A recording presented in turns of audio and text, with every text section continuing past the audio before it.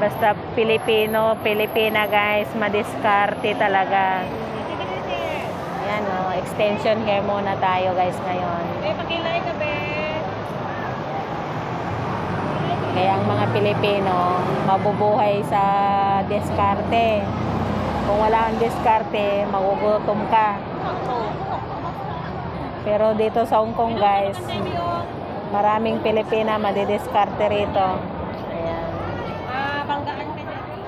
Kasi pilay kayo, pilay. Maraming dumadaan.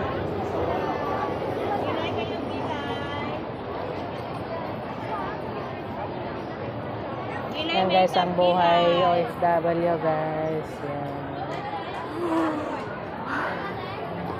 Make up, pilay. Ayan naman guys, yung mayordoma namin dito.